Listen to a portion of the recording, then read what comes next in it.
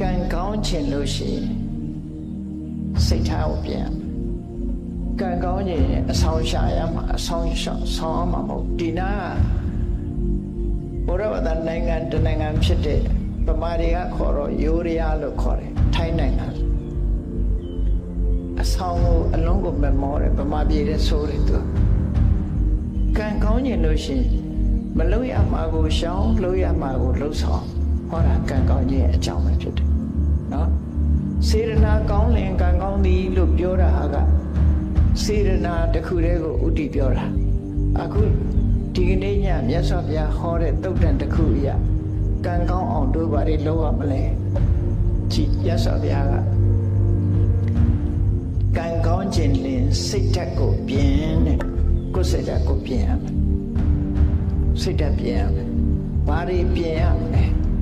ကံကောင်းတယ်ဆိုတာဘာလဲကိုယ်တဏ္ဍမှာကောင်းတဲ့ကံဆိုတာဟာကောင်းကျိုးချမ်းသာပေးမှကံကောင်းတယ်လို့ခေါ်တာလေကံဆိုတာနှမျိုးပဲရှိတယ်ကုသိုလ်ကံနဲ့အကုသိုလ်ကံကုသိုလ်ကံဆိုတာကောင်းတဲ့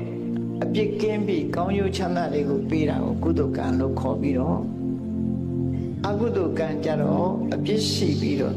ဆင်းရဲတဲ့အကျိုးကိုပေးတာကိုအကုသိုလ်ကံလို့ခေါ်တယ်အဲ့တော့ကံကောင်းဆိုတာကုသိုလ်ကံကိုပြောပြီးကံဆိုးဆိုတာအကုသိုလ်ကံကိုပြောတယ်နော်လောကလူတွေကကံဆိုးကံကောင်းကိုကုသိုလ်အကုသိုလ်ကံမပြောဘဲနဲ့ထီပေါက်ရင်လည်းကံကောင်းတယ်လို့စီးပွားဥစ္စာတက်လာရင်လည်းကံကောင်းတယ်လို့ထင်အဲ့ဒါတကယ်ကတော့ကံရဲ့အကျိုးသာလည်းဖြစ်တယ်ကံကောင်းတာမဟုတ်သေးဘူးနော်တယောက်တယောက်နှုတ်ဆက်တဲ့အခါတို့ဆူတောင်းတဲ့အခါကျကံကောင်းပါစေပြောကြ good luck ဆိုတာနော်ဗမာပြည်ကလူတွေသာဒီလိုပြောတာမဟုတ်ဘူးဗမာစကားနဲ့မဟုတ်တဲ့အခါကျတော့လေ good luck ပဲကံကောင်းပါစေလို့ပြောကြတာအဲ့တော့ကံကောင်းတာထီပေါက်ရင်လည်းကံကောင်းတယ်လို့ပြောတယ်စီးပွားဥစ္စာတိုးတက်ရင်လည်းကံကောင်းတယ်လို့ပြောတယ်အစည်းတွေကလွတ်သွားရင်လည်းကံကောင်းတယ်လို့ပြောတယ်အဖမ်းမခံရရင်လည်းကံကောင်းတယ်လို့ပြောတယ်အမျိုးစုံပဲကံကောင်းတယ်လို့ပြောတာတွေကအဲ့ဒါဟာဆိုးကျိုးကလွတ်မြောက်နေတာကိုကံကောင်းတယ်လို့ပြောတာကံဆိုတာအကြောင်းတရားသာလည်းဖြစ်တယ်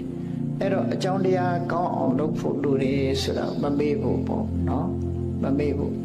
တော့မြတ်စွာဘုရားဟောတာသမပတ္တိဆိုတဲ့သုတ်တံမှာဟောထားဖို့လေးကြည့်ကံကောင်းတယ်ဆိုတာကိုယ်တဏ္ဍမှာကုသိုလ်တရားတွေဖြစ်မှကံကောင်းတယ်လို့ပြောလို့ရတယ်။ဘာလို့လို့ဆိုရင်အနဝိဇ္ဇာဒုက္ခဝိပါကလက္ခဏာအပြစ်ကင်းပြီးကောင်းကျိုးချမ်းသာတွေကိုပေးနိုင်တာကုသိုလ်တရားတဲ့။အဲ့ဒီကုသိုလ်တရားကိုယ်တဏ္ဍမှာရှိဖို့ဒါကြောင့်မို့ကံကောင်းခြင်းစိတ်ထားကိုပြင်စိတ်ထားကြတော့ပြင်မွေးရမေ့ကြတတိမထားကြဘူးဘုရားဘာသာဖြစ်ပြီးတော့စိတ်ထားမကောင်းတဲ့လူတွေအများကြီးဖြစ်ဘုရားဘာသာဖြစ်ပြီးရသော်ဘုရားရဲ့အဆုံးအမနဲ့အညီမနေနိုင်မဲ့နဲ့စိတ်ပုတ်စိတ်ယုတ်တွေနဲ့နေကြတာတွေကအမတန်မှများအဲ့တော့စိတ်ထားကိုဘယ်လိုပြင်ရမလဲလို့ဆိုတာကိုကြည့်ပါရသော်ဘုရားရဲ့အဆုံးအမအပေါ်သို့မဟုတ်ကောင်းတဲ့အလုပ်လုပ်ရတဲ့အပေါ်မှာယုံကြည်မှုစိတ်ဝင်စားမှုနေပါရဟုအတ္တထသရတရားကိမဲ့ခြင်းလို့ဆိုတော့လူတယောက်ဟာစိတ်ဝင်စားမှုဆိုရင်ကိုယ်အိမ်မှာကိုယ်ဝယ်ထားတဲ့ဘုရားကတော်တန်ရှင်းလုပ်ချင်မှလုပ်ပါတယ်စိတ်ဝင်စားပန်းလဲဖို့လည်းစိတ်ဝင်စားဥပုံတွေဥပုံဆောင်ဖို့လည်းစိတ်ဝင်စားမနဲ့ထားတန်ဃာတွေဆွမ်းလောင်းဖို့ဆိုစိတ်ဝင်စားအဲ့ဒီတရားပွဲရှိလို့တရားပွဲသွားဖို့တရားနာဖို့စိတ်ဝင်စားအဲ့ဒါအတ္တတလို့ခေါ်တယ်အဲ့ဒီအတ္တတဆိုတဲ့မယုံကြည်မှုရှိလို့ရှိရင်စိတ်ကောင်းတဲ့အလုပ်ကိုစိတ်မဝင်စားဘူးဆိုရင်ကံမကောင်းဘူးတဲ့ဒါကြောင့်ကံမကောင်းစေတတ်တဲ့စိတ်မဝင်စားဘူးကောင်းတဲ့အလုပ်ပေါ်မှာစိတ်မဝင်စားဘူးဆိုတဲ့တရားတရားကင်းမဲ့နေတဲ့စိတ်ထားကိုတရားတရားထက်သန်တာနဲ့ပြုပြင်ပေးလိုက်ပါစိတ်မဝင်စားရင်စိတ်ဝင်စားအောင်လုပ်ပါဘယ်ဆရာတော်တရားဟောမြတ်စွာဘုရားတရားတွေကပဲဟောကြမှာပဲဖြစ်တယ်သွားပြီးတော့တရားနာပါ နာပြီးတော့တရားနာမယ်အတိညာတိုးအောင်နာမယ်ရေရမောရလို့ဆိုတဲ့အတွေ့တွေနဲ့မတွေးပါနဲ့ဘယ်တရားပွဲကရည်ရတယ်ဘယ်တရားပွဲကတော့ငိုက်တယ်ဆိုတာမျိုးတွေမဖြစ်စေတရားနာတယ်ဆိုတာဘာအတွက်နာအတိညာရဖို့နာအနုဆိုလကအညောင်းခံပြီးဘာလို့လာငုတ်တုတ်ထိုင်မလို့အတိညာရမှတန်ဖို့ရှိတော့ပေါ့ဒါကြောင့်မို့မယုံကြည်မှုဆိုတဲ့တရားတရားကင်းမဲ့တဲ့စိတ်တွေသဘောတရားကိုယုံကြည်မှုဆိုတာကိုယ်စိတ်ဓာတ်နဲ့ယုံကြည်မှုဆိုတဲ့စိတ်ထားပဲရအောင်ပြုပြင်ပေးရမယ်ဒါတစ်ချက်အာဟိရိကာဆိုတဲ့လောကလူတွေဟာမဟုတ်တာလုပ်ရမှာမရှက်ဘူးမဟုတ်တဲ့အလုပ်ကိုမယုံမုန်းဘူး